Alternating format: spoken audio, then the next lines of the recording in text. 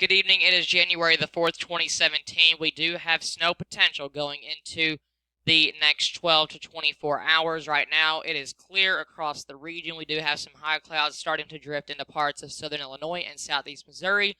But for western Kentucky, it is wall-to-wall clear skies. That will change as we go into the next 12 to 24 hours, where some of you 24 hours from now could have some snow on the ground and an inch or two of that as we go into tomorrow evening and tomorrow night. Right now, like I mentioned, clear skies, but off to our north and west is where that snow lies ahead of us. We do have it already starting to move through parts of Kansas City, knocking on their doorstep. Just south of Omaha, these things are very, very fast. Believe it or not, some of the same snowflakes falling in Denver right now could be coming from the same clouds that will be in our region 24 hours or less from now. So these things move very fast. And these things also do some stuff that the models don't pick up on. Clipper systems, they're fast, they're quick, and they're very surprising. Every single Clipper system in my life that I've watched, every single one of them, and I mean every single one of them, always produce or do something that the models do not see as we go into the next 12 to 24 hours, whether they produce more snow than usual, whether they produce less than usual, whether they are longer or shorter duration. They always do something that the models do not see or the forecasters do not predict. Every now and then a forecaster will get lucky with his forecast with a Clipper system, but I've never seen a forecaster get a Clipper system over 75 to 80% right. These things are very hard to forecast, and this one is just about the same. It's been very difficult to forecast. Even right now, there is still several questions that remain to what this system is going to do. So that just goes to show that when your app says that there's snow about a week out, this thing's 12 hours away, and we still don't even have an idea, at least a confident idea, of what this Clipper system is going to do. The bigger snowstorms we have better confidence with because there's not a whole lot of huge changes that can go with those things as much as the Clipper system does. The Clipper system, there's not a huge range of snow. It's a very narrow area, and to predict that narrow area is very difficult. And then you have longer duration, shorter duration is the dry air. A lot of times Clipper systems move into dry air. Is the dry air called Verja, where the snowflakes on your radar are making it through the radar beam level. So your radar shows snow in your backyard, which is a possibility tomorrow, but yet we do not see any snow falling outside in your backyard. That is what we call Verja. Is there going to be a lot of dry air, more dry air than usual in place for tomorrow or more than forecast? Is there going to be more moist air in place tomorrow? As you can tell, guys, I could sit here all night and name questions off of what remains to this event. But unfortunately, I can't do that. I have a time limit, and I've got to get down to it right now to show you what we can expect and what there are questions about. Some of those questions I just mentioned, I will try and give you the answers to them or what I think is going to happen, and we'll go from there. These snow showers will continue to develop. This is going to fill in through the rest of the night. This is not just going to be all there is. As you can tell, it's already starting to fill in just a little bit right now. There's still moisture coming off of the mountains right now. All of that is going to help feed into this little clipper, and it will move southeastward into the St. Louis metro area. Kansas City is about to get their first snowflakes of the night, and then it will go into parts of our area, Owensboro, Henderson, and southeastern Illinois and southern Illinois as well. If we look at the NAM model guidance, this is just one model's opinion on what could happen tomorrow, so I am going to show you what it is thinking as of right now. So far, the NAM guidance, it always is, and it probably always will be, a model that loves to fill in the radar a little bit more than it has to. And that is what I think it is doing for tomorrow as well. The NAM guidance is known for just putting too much out on the radar. It fills it in, and unfortunately, we have short-range models that do that. And this is a short-range model. I wish we had some more short-range models that didn't put a whole lot of snow on the radar. I mean, if this was really what there was going to be, then I would like it. But the radar is not going to look like this at all as we go into tomorrow morning and later on tonight. What the NAM guidance, I'm not just going to show you 5 or 6 random models and then tell you which one I think is the best at the end, because then that's just a waste of time. I'm going to show you 2 or 3 models that I think have a good idea of this storm system tomorrow, and that'll be it. There's no sense in showing you models that I don't think have a good idea, because that's a waste of your time, it's a waste of my time, and it causes confusion between me and you. So that miscommunication, it is going to be as clear as mud as we go into the next 12 to 24 hours. Right now, we are looking at some snow showers moving into the area as we go into tomorrow morning. This would be 6 a.m. on your Thursday. The morning commute for Northwest Kentucky, and this would be this area right here, I think is going to be just fine in the morning. There will be some dry air in place. Now, if this dry air is overcome quicker than normal, then I think that there is a chance that we see some snow showers that make it to the ground, or some snowflakes that make it to the ground, and then that could cause some disruptions. I'm telling you, whether you live in western Kentucky or not, wherever this snow is falling tomorrow, it is going to stick, because there is cold ground conditions, cold road conditions, and those are going to make for slippery travel as we go into tomorrow. So make sure and keep that in mind. Allow some extra time, especially tomorrow afternoon. Tomorrow afternoon's commute, I think, is going to be a little bit different than tomorrow morning's commute, because we will have some dry air to overcome as we go into tomorrow afternoon. Right now, we're watching the snow showers. The radar is wanting to fill in as we go into tomorrow afternoon. Now, this is 15Z, so this would be at 9 a.m.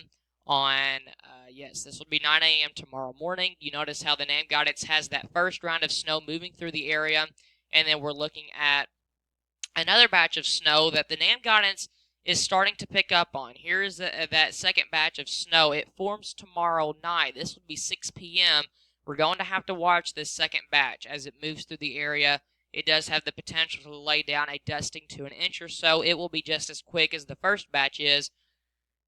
This second batch, there is a possibility that it does not develop. The models, the reason I have confidence that it will develop, I don't have high confidence, but I have a little bit, is because the models 48 hours ago were not showing this second batch. 24 hours ago, they started to show it, especially the name guidance.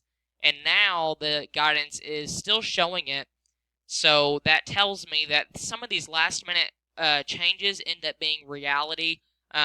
Most of the time, I don't see any models do these last minute changes and then those not shape out to be reality. A lot of times these last minute changes end up being what happens. So we'll see if this happens tomorrow. Potential doesn't always equal reality. Bo Dotson says that all the time. If he lives in Massac County, he forecasts for our area. If you do not follow him, please follow him. He gives very accurate forecast, and he has well covered this snow event very well, and I think that his forecast will pan out very well as we go into tomorrow. That snow round moves through. Now, going past this special weather update, the name guidance is showing another batch of snow. So does the European model, moving through on Friday morning to Thursday night. We'll see if that forms. Right now, that is still in the question mark as well. So a couple things to watch as we go into the next couple of days, but we need to get past this first event. This is just crazy. The NAM guidance, look at this. It has every single county in Kentucky covered in snow tomorrow. This would be like a southern snowstorm, and that's just not going to happen. But the reason I'm showing you this is because some of the other NAM guidance doesn't show snow for portions of the purchase area of western Kentucky, and I think there's a possibility that they see some snow going into tomorrow, sometime during the day. Whether it's in the morning, whether it's in the afternoon, that is still in question right now. I was going to show you the what the snowfall was with the NAM guidance that I just showed you, and it is showing anywhere between 1 to 2 inches for our northwestern counties. I think anywhere from the I-24 interchange onto the Purchase Parkway or I-69. I don't know if it's changed over just yet or not, but you know which ones I'm talking about.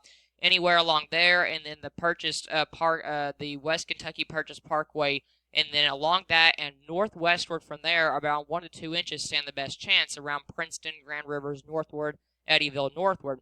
You go south of there, that's where the questions start to remain. If this system were to track 2 counties southward, we would have snow going down to the Kentucky-Tennessee border around 1 to 2 inches. That's how much this could change, and how much of a change could change the forecast. So we'll watch that very closely. Right now, it looks like once that second batch moves through, it's looking to just lay down a quick dusting to a ½ inch, maybe an inch, in some isolated locations.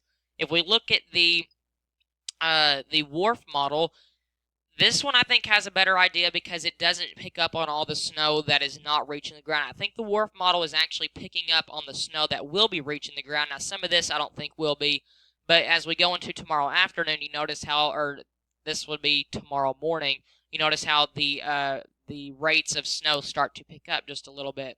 And if that happens, then the chances for snow begin to increase during that time frame. This would be around 6 a.m. tomorrow morning.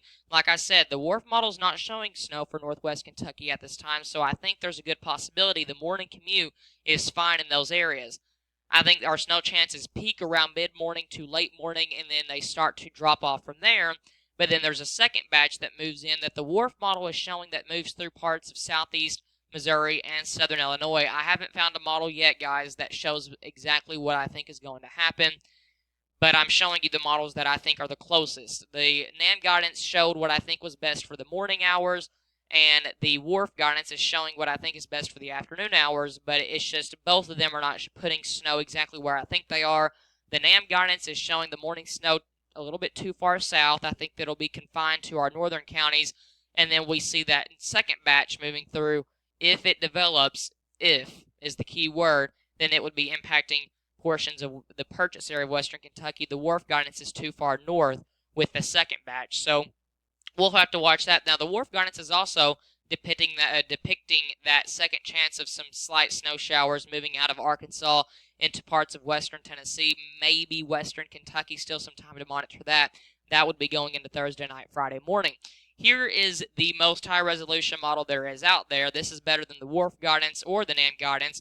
This is the THU model, and it does absolutely great when it comes to the very, very short range, the last-minute details to your snow forecast. I always want to go to this guy because he does have a few more answers for us. And what this guidance is showing is that the first batch moves through tomorrow morning. Now, the THU guidance is showing that we do have, now it is showing some sprinkles of rain in the morning. That's not going to happen anywhere that green, guys. That would be snow.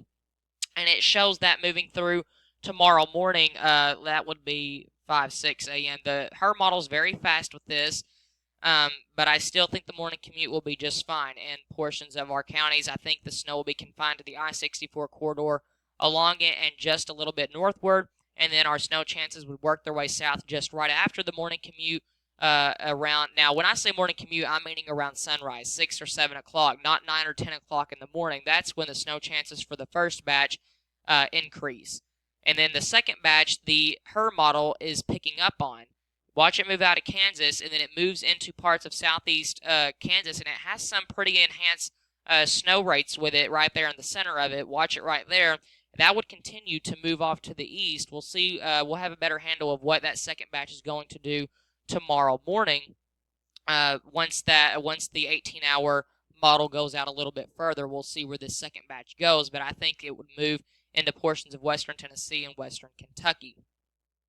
Looking at the European guidance, it also is showing the snow moving in tomorrow. I think it has a good handle. I think it's a little bit too far south of that there, but it does pick up on extreme western Kentucky getting some snow. There it is right there. This would be at 12 p.m. in the afternoon. And then notice how we see that second batch moving through, and it puts some more snow showers down for portions of our area. By the time this would be moving out and getting over with, we would be looking at snowfall around an inch. It's showing for portions of western Kentucky. And then I don't think it's showing very good snow totals for portions of Missouri and Illinois. I think they might have a chance of seeing more snow, about 2 to 4 inches through St. Louis, Mount Vernon, down towards Evansville or slightly northward. And then we see around an inch or two or less for the rest of the area in western Kentucky. Notice how the European guidance was also picking up on that second band of snow that would be moving through our counties going into Thursday night, Friday morning. This would be just south. Now, the European guidance has been slowly shifting northward with that, so we'll see what the 0Z guidance is showing. This was supposed to be the NAM guidance of what the snowfall was showing. The NAM guidance, for what I showed you at the beginning, was showing about the same idea, that 1 to 2 inch swath going into our northwest counties, and then less than an inch for the rest of our counties. We'll see. I have updates coming out on Twitter tomorrow. Follow them to get the latest updates on this potential first wintry event.